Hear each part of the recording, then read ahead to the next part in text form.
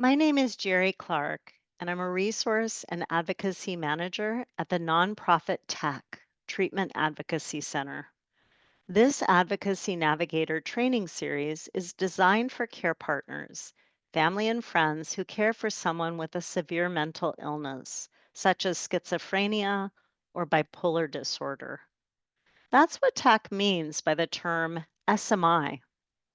This edition of Advocacy Navigator covers emergency planning. Knowing what to do in a moment of crisis is made more possible with advanced planning. I hope this video and linked resources from our Joan C. Scott Community Resource Center help you get started. This training series offers an overview of complex topics. We offer individualized support through our helpline if you need additional assistance.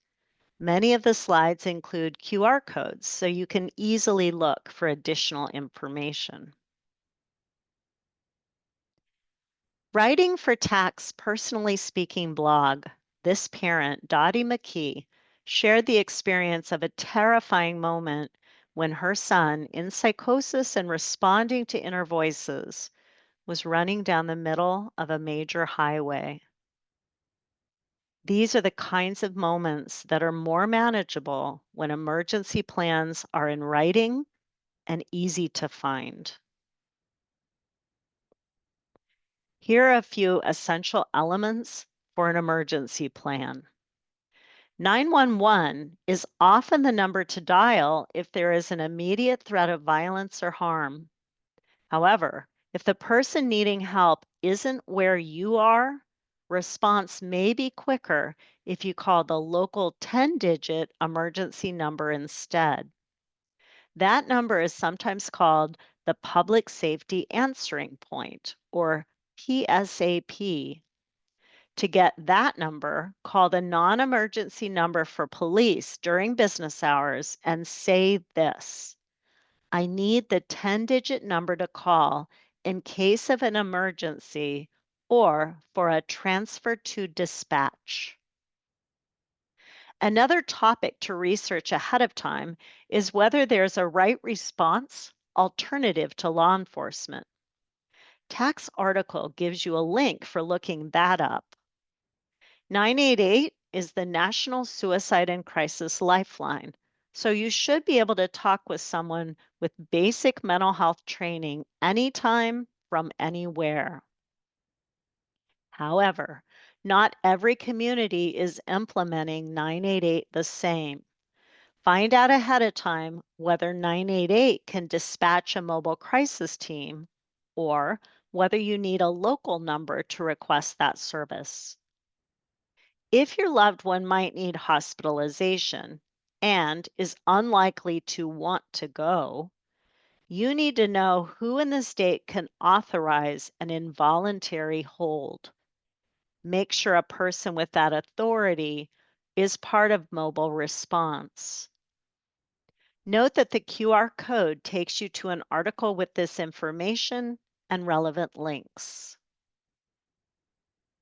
When calling for a law enforcement response, always ask for officers with CIT training. CIT stands for Crisis Intervention Teams Training, which provides officers with basic knowledge about mental illness and how to de escalate a crisis related to symptoms. Ideally, a community that has invested in CIT has created partnerships between law enforcement, mental health and substance use providers, and the individuals and families who may be impacted. TAC provides an article and a fillable checklist form to help with your emergency planning. Click on the QR code to find these tools. Write down all the most important facts, including your own address, because thinking in a crisis can be difficult for anyone. List providers with contact information and places where the person in crisis might want to go for inpatient care if that's what is needed. Writing down quick facts about the state commitment law can be helpful because you may be describing the circumstances to someone with authority to issue a hold. Also, include information about local outpatient agencies that might be contacted right away to discuss discharge planning possibilities.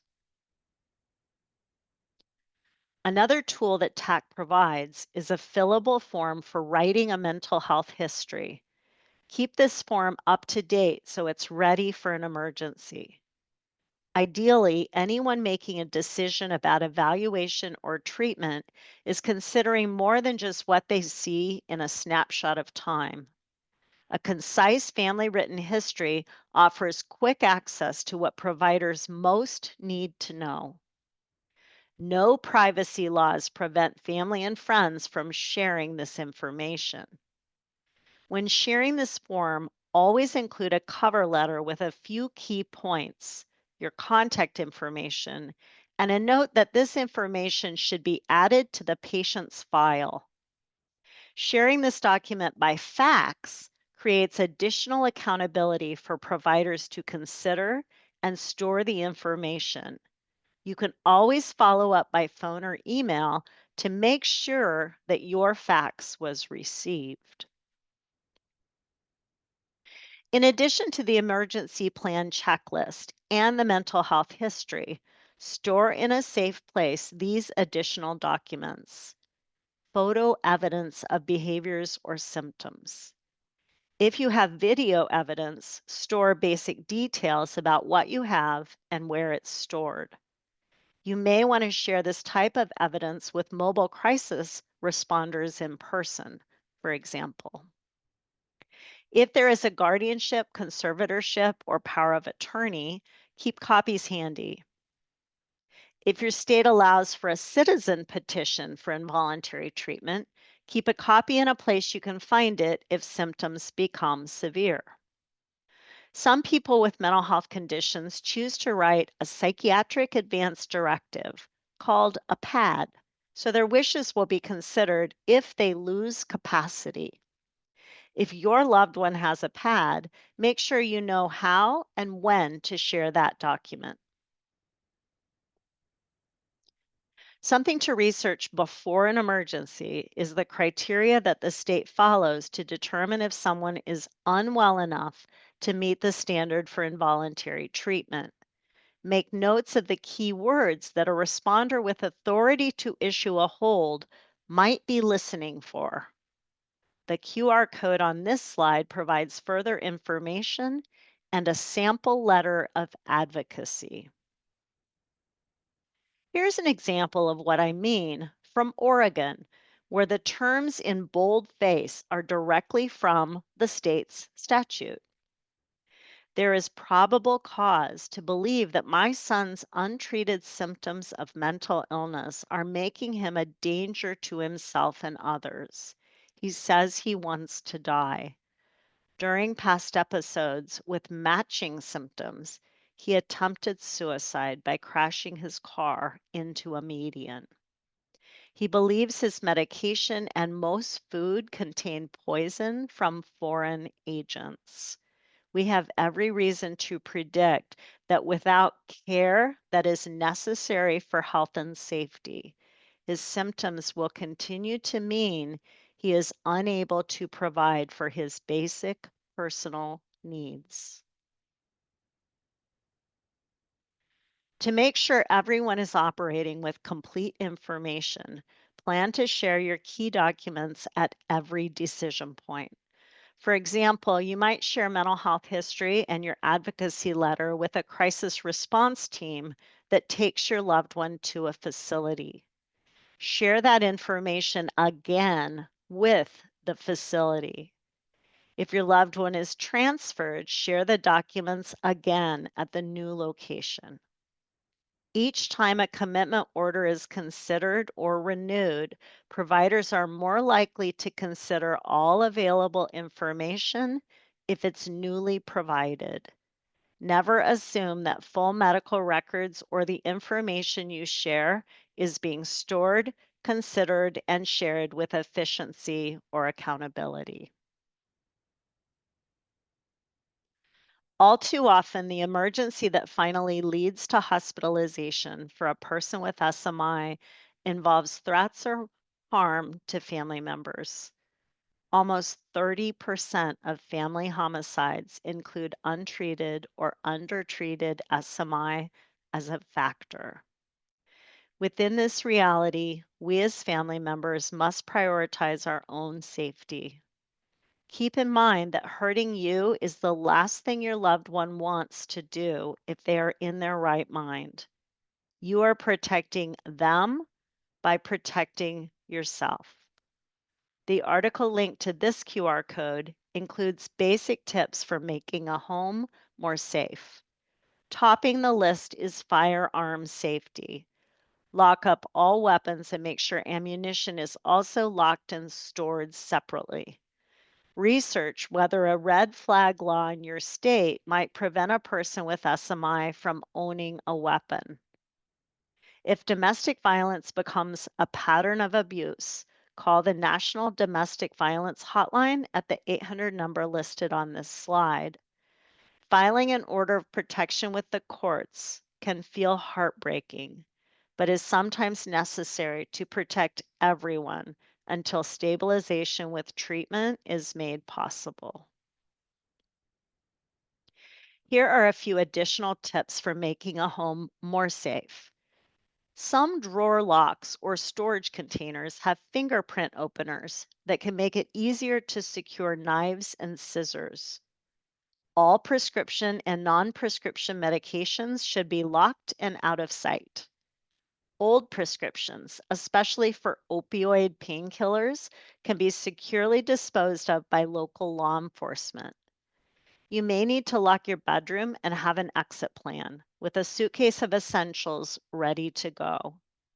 Hide or lock up car keys and make alcohol inaccessible, along with toxic chemicals, belts, ropes, extension, or charging cords, lighters, and anything else that could be used to cause harm to self or others. It is, of course, impossible to make any home entirely secure, so you'll need to use your own judgment about what measures will be most important for the specific risks and circumstances. Suicide threats should always be taken seriously, and if you believe there is a suicide risk, ask in clear terms. Are you thinking of harming or killing yourself? If the answer is yes, ask if there's a plan. Call 988 or 911 or the local alternative. Provide the person's exact location with an address to request an in-person response and describe evidence of the threat. Ask for a trauma-informed CIT response and explain that your loved one has a severe mental illness and needs responders who will not escalate the risk for harm. The lifetime risks for suicide are 10 to 15% for a person with bipolar disorder and about 5% for someone with an illness on the schizophrenia spectrum. I hope the information in this training is useful to you and that you will continue to learn by accessing the resources on TAC's website. Here's a reminder that you can receive individualized assistance by reaching out through our helpline. Thank you for listening and learning, and I wish you well as you navigate the complex SMI system. Keep in mind that you are doing the best you can with what you know and the possibilities available. You are not alone.